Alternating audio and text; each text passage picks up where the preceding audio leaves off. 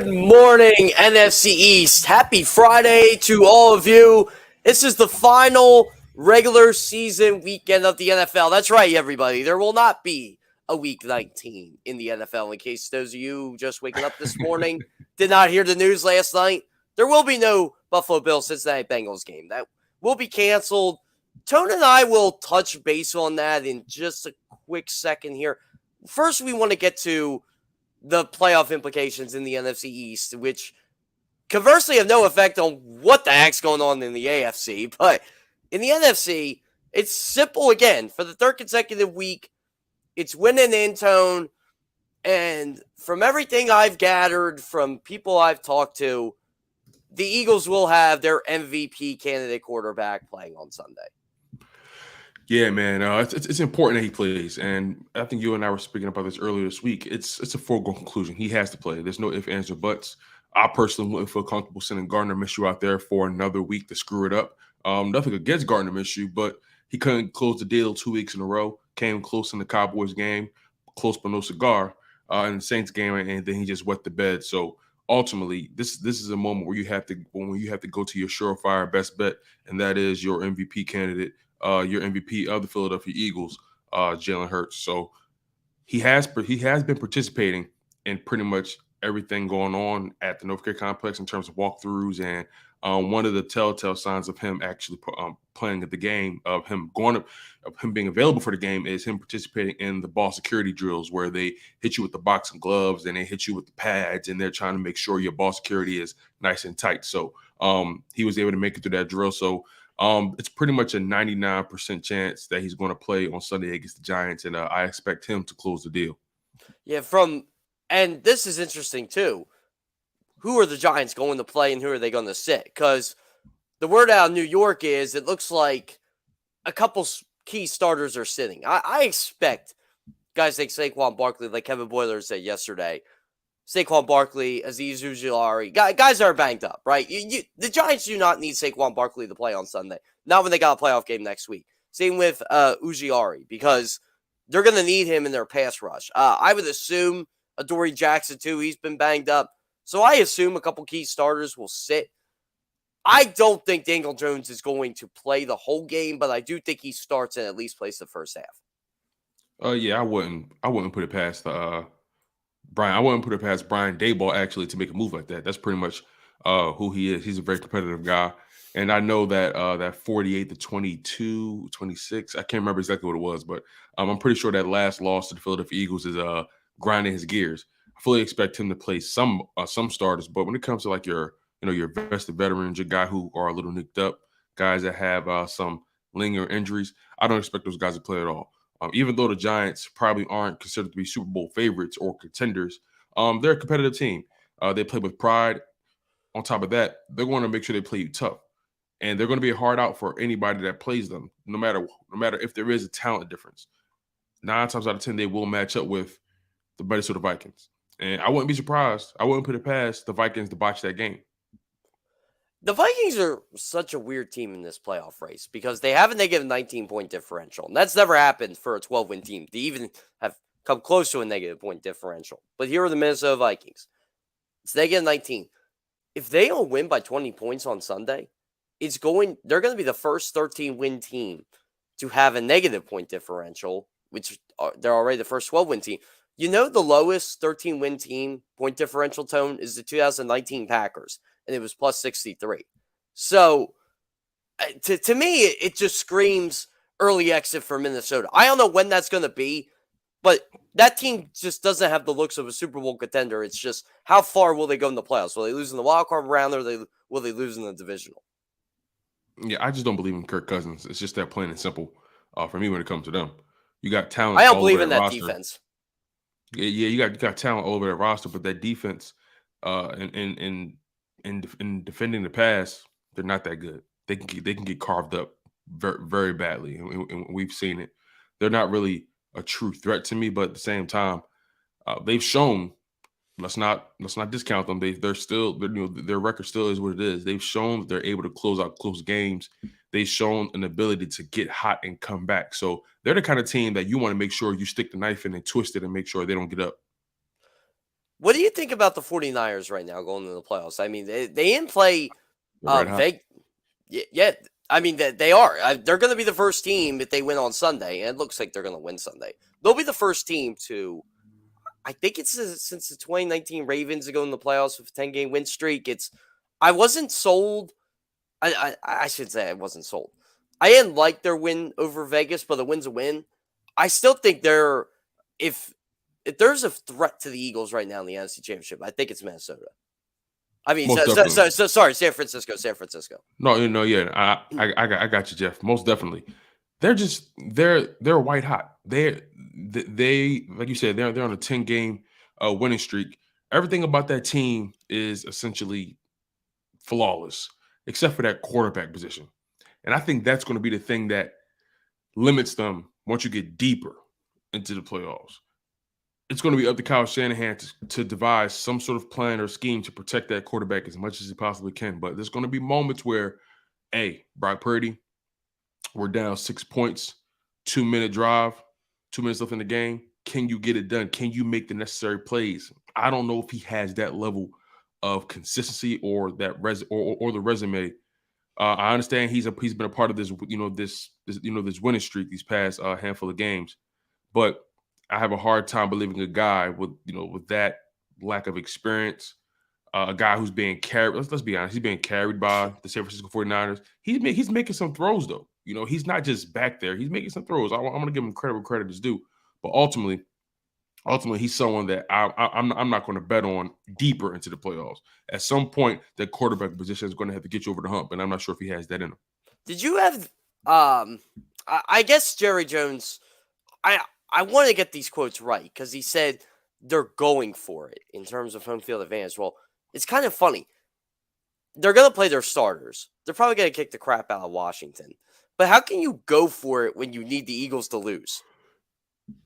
Yeah, and on top of that, the San Francisco 49ers are ahead of them in the playoff standings in terms of the seeding. So I don't really know how that will work in their favor.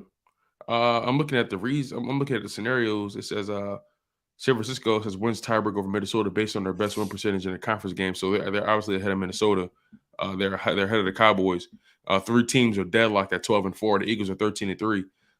This is starting to look a lot like 2017, where you had about 3 teams that were, I want to say, 13-3, and the Eagles ended up getting the number 1 seed because of various circumstances and scenarios and tiebreakers or so on and so forth.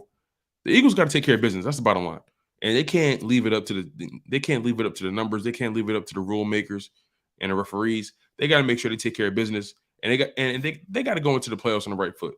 I understand they didn't have the greatest momentum last time they made it to the playoffs with the Super Bowl run attached to that. And momentum is a real thing. Some people believe in it. Some people don't. Some people believe at the end of the day, at any given week, you can rewrite, your legacy. You can and I'm one of those people. I believe any week you can play your worst football one week and play your best football the following week. That's just how this thing goes.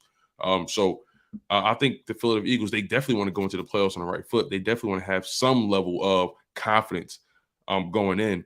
You don't want to go into the playoffs losing the number 1 seed, falling to the 5th seed, and now it just changes the entire complexion of how you approach this thing. And you don't want to put your team through that kind of transition. I expect them to take care of business. This is a big deal for them. You and I were talking about this last week. Well, not last week. Sorry, earlier this week. But if the Eagles lose Sunday, and they don't, I guess the word I'm looking for is lose out. We don't think they're going to the Super Bowl. You and I have both said that. Yeah. But definitely. Where do you think, if they lose out and don't win the NFC East, get the 5 seed, when do you think they end up blowing it in the playoffs? If they don't get if they don't get the number 1 seed, when will they blow it? When will they be bounced? Okay, so let's just think about it. If they became the 5th seed, they would have to play the Tampa Bay Buccaneers in the first round. I understand Tampa Bay has not had the greatest of seasons, but once you get into the playoffs, your record means absolutely nothing. It's all about who shows up that day and plays their best football. And you're going to be on the road. It's giving me flashbacks of last year. Granted, this team is better. They're better. and I'm not going to deny that. But I'm not a homer. I love the Philadelphia Eagles, but I call a spade, and I consider myself to be pretty objective for the most part. So honestly, if the Eagles got to go on the road to Tampa Bay, there's no guarantee they win that game. Now you're playing in Tom Brady's wheelhouse, playoff football. He's the kind of guy that, he's getting older. He may sleepwalk through a couple seasons at this point in his career, but if he gets into the big dance, best believe he turns into a different animal. Now you're in his ecosystem, the playoffs. And on top of that, you'll be at his stadium. I feel like that team will start to have flashbacks, and maybe they'll start to outthink themselves, outcoach themselves. They'll get a little tight. I don't know. But I don't want the Philadelphia Eagles to be the 5th seed. It completely shifts the paradigm, completely shifts the way they approach this thing. Yeah, and I agree with you because they need home field advantage. There are certain teams I always say they need home field advantage. I feel the Eagles are one of those teams. There's a lot of teams that need it. It's a lot of teams that need it. Kansas City, Buffalo, I always feel like they're teams that, because their home field advantage is a true home field advantage. Like, no disrespect to Dallas. That's not a home field. I think Dallas can win a playoff game on the road. I actually don't like Dallas in the home playoff games. It's weird, right? It just gives you that bad vibe. Like San Francisco, I think, is a good home field advantage team. They're not up there with the big dogs, but they're a team that I think would seriously benefit from playing in California. And so I agree with you. I think the Eagles would have a very tough test in Tampa. I think they could win that game. But then they have the talent. It's not about talent at all. They have that talent. Actually, they have more talent than Tampa Bay. But there's a psychological factor involved in that still. And these coaches, they haven't been coaching their best football. It's something that has to be accounted for. Then the ultimate reason, Tom Brady, man. He's Tom Brady. And him and Mike Evans have hit this button lately. They're on fire. I just don't want to play Tom Brady in the playoffs, this early. I complained the other week. I have to write about one thing we learned about each team every week. Yeah, I read that article. Very good article. Yeah, and I wrote about Brady and Evans. They were connecting, and all of a sudden they're connecting. I don't get, like, Evans went 11 games without touchdown pass or a touchdown catch. So what does he do? He gets 3. So I agree with you, Tone. Like, that's a very dangerous combination. It's something I don't want to mess with, which now we'll reverse it here. We'll say the Eagles win Sunday. They get the 1 seed. Mm-hmm. Remember, they play the lowest seed left in the divisional round. Who do you want them to face? Well, let's assume Seattle gets in. So now it's Eagles, 49ers, Vikings, Buccaneers, Cowboys, Giants, Seahawks. Now, I expect the 49ers to beat the Seahawks. Believe it or not, I expect the Giants to beat the Minnesota Vikings. So by that logic, regardless of who wins Tampa or Dallas, by that logic, they will end up playing the Giants. So in that round that you're speaking of, I would love to play the Giants. I think that would be, I don't want to say smooth sailing, but that'd be the preferred path. I know a lot of people get caught up on, oh, you didn't beat anybody. I don't give a damn. I don't get wrapped up in the whole, oh, who did you beat? Listen, my record is what it is, and I beat this team in the playoffs. I beat this team, and I got my Super Bowl. It's not my job to make sure their roster is better than mine. It's my job to make sure my guys handle their business no matter who they play. And if it happens to be the Giants, I'm with that. So I think that's a preferred matchup in the first, in the first round. Well, in the divisional round for the Philadelphia Eagles, because I think it'll be the perfect. This may sound disrespectful, but it might be the perfect tune-up for them in the divisional round, and then they graduate to obviously a better team. Fun story about the whole you didn't play anybody thing. When I posted the records of teams against playoff teams, the 49ers had the best win percentage. Then it was the Eagles and the Chiefs. They were tied for second. And boy, did you see all 3 of those fan bases say, wait a minute. I thought we don't play anybody. Every single 49ers fan, Chiefs fan, Eagles fan, because they hear it too. They hear the disrespect. And normally you hear that disrespect when you're really good. Yeah, a lot of Eagles fans get wrapped up in that narrative that we didn't play anybody, like they take offense to it, and I understand. But what I realize, what I'm learning from being, engulfed in this industry, Jeff, is that a lot of fan bases hear that. That's not just an Eagles thing, but people do bring it up with the Eagles. I won't lie. There is, in my humble opinion, from what I've been able to gather, and this may sound conspiracy theory-ish, but I do believe there is a certain way that the Philadelphia Eagles are handled in national media and beyond. I do believe there is a way that they're handled in comparison to other organizations, other teams. Obviously narratives are in play, and companies have their media darlings like the Dallas Cowboys. No matter how you feel about them, the Cowboys are a media darling. So the Chiefs are a media darling. All those kind of teams. The Eagles not so much, and it shows in how they're covered.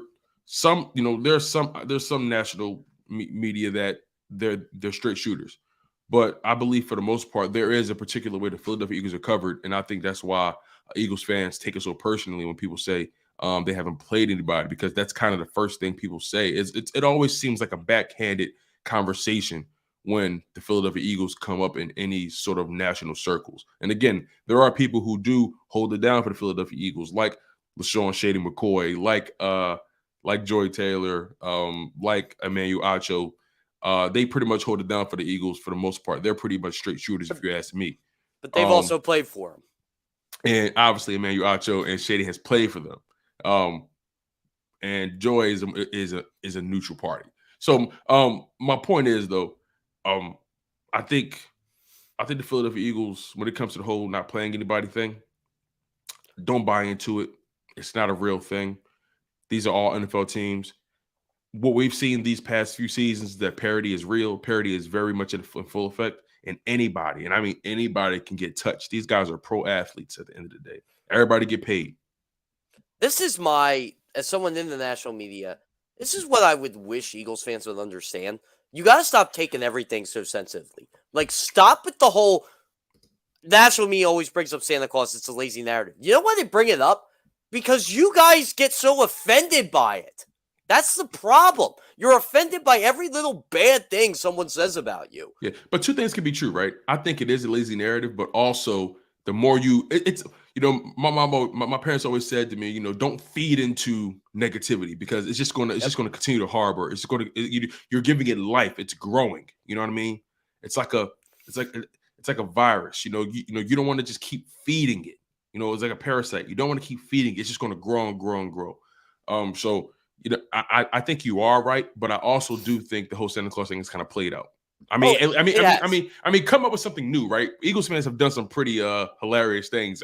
Our resume is longer than just Santa Claus. That's all I'm saying. Yeah. So I mean, there are people that keep it real in national media. Like, they're like, hey, you don't want to go to the link in January because you saw what happened in the 2017 NFC Championship game. I feel like a lot more people now kind of resonate Eagles fans with them being raucous and helping that football team win than more of the Santa Claus incident. And again, people don't even know the Santa Claus incident. That was in 1968. I have a father who lived that, knows why they did it. I mean, if anybody knows the history of the Eagles, which, again, that's another issue I have with a lot of Eagles fans. A lot of them don't know how bad they were in the 60s and early 70s.